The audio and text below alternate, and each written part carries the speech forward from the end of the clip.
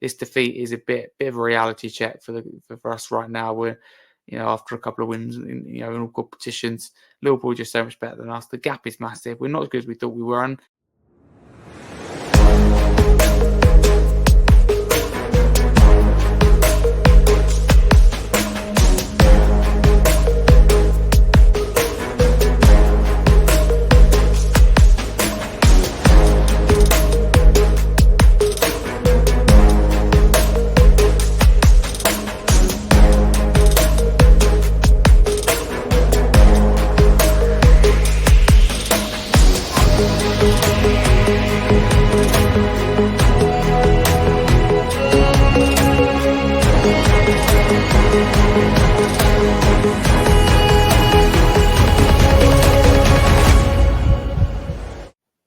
what's happening, people? Welcome back to the Spurs Chat podcast. Today we're going to be reviewing individual performances, player ratings of the Spurs players in that 4-0 defeat at Anfield against Liverpool, which, if you ask me, is simply unforgivable. But try and be balanced as always, and assess each player's performance in this defeat. But if you are new to the channel, please do smash the subscribe button to Chris Callan's Spurs Chat podcast. Big up to Chris himself for letting me speak to you once again. Disappointing Spurs result, but it's always an honour to speak to you guys. I'm a football content creator and YouTuber. For those who may be interested, my personal socials are just there next to me at Scarfe22, and I have my own YouTube channel and podcast. I'm proud to say, Scarfe Spurs Talk. So let's crack straight into it. I appreciate you all tuning in. So I know it's a painful defeat and it's hard. Is for myself as well. It's a difficult defeat, but let's go over every player. We'll start with Kinski in goal. Not his night, conceding 4 goals, gave away the penalty, really poor on the ball tonight, and that performance made me think Vicario walked straight back into that team in goal when he comes back, and I think that's reality. So a 4 for me from Kinski. It's only not low because he did make some impressive saves and his distribution is good, but today I just thought he looked absolutely lost. Looked too big of occasion for him. Archie Gray, not his night. Again, Gakpo in behind for I think one of the goals might have been the Liverpool first, I believe. For me, he has to do more there. That's his man.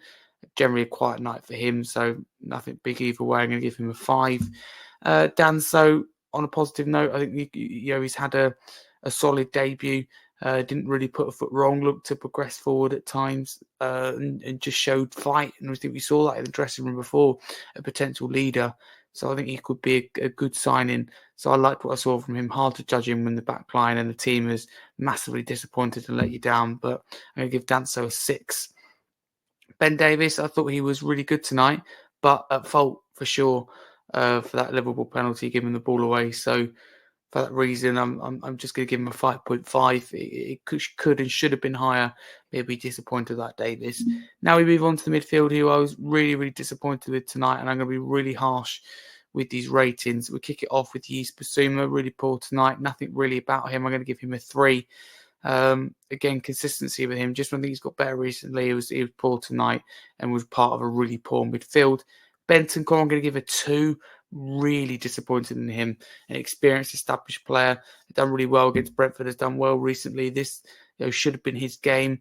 He was just really poor in midfield. Just looked off it at split second off it.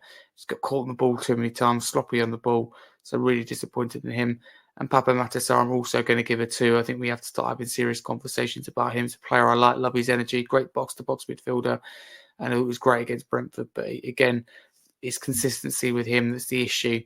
And I just don't think he maybe is as good as some people said. But do let me know in the comments below. Could be being harsh about that. Obviously, it's been recorded just after we've lost. So, the frustration for me is still there.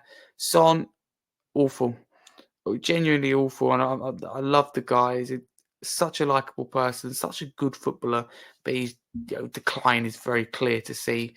Talk about consistency, prime example of that. Just can't do it. Really poor tonight, and we lacked real leadership and fight and determination, grit, everything like that on the pitch. It just didn't turn up, and you have to look at a captain at times like that, and he had a shot hit the bar. Didn't really do much apart from that, so I'll probably give Son a 3. I think that's being kind. Richarlison came off before half-time injured, and just said, it just come through on my phone as we're recording now, it's a calf injury. It looks to be. So, disappointing. But I thought it was hard for him that first half up against 2 centre-backs. He tries his best, but for me, it's time to sell up and move on. And I love Richie, but he's just like constantly injured, and again, consistency for him. But yeah, I thought he done nothing wrong in that first half, so yeah, I'll give him a 5. Kulusevski, not the player I don't think he was earlier in the season, but he's trying to make things happen on his own. I just feel for him, so I'm going to give him a 6.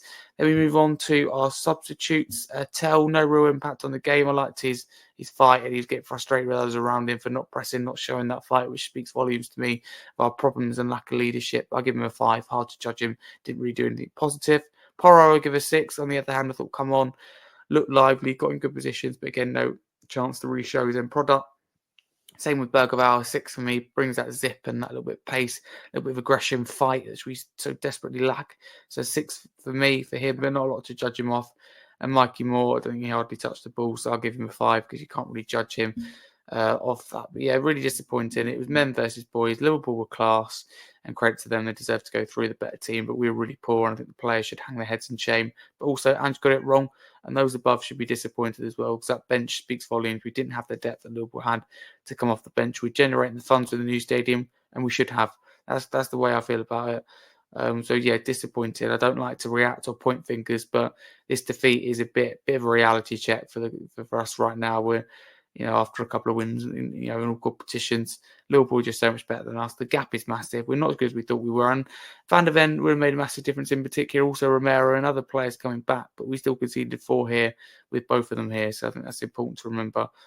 Andrew got it wrong as well tonight, as I did say. But they are my player ratings and my thoughts on those individual performances. Do get involved as always in the comments below with your thoughts, but please do follow me at HarryScarfe22 across all socials, and check out our YouTube channel and podcast, Scarfe Spurs Talk multi-platform, wherever you get your podcasts, and subscribe to Chris Challen's Spurs Chat podcast.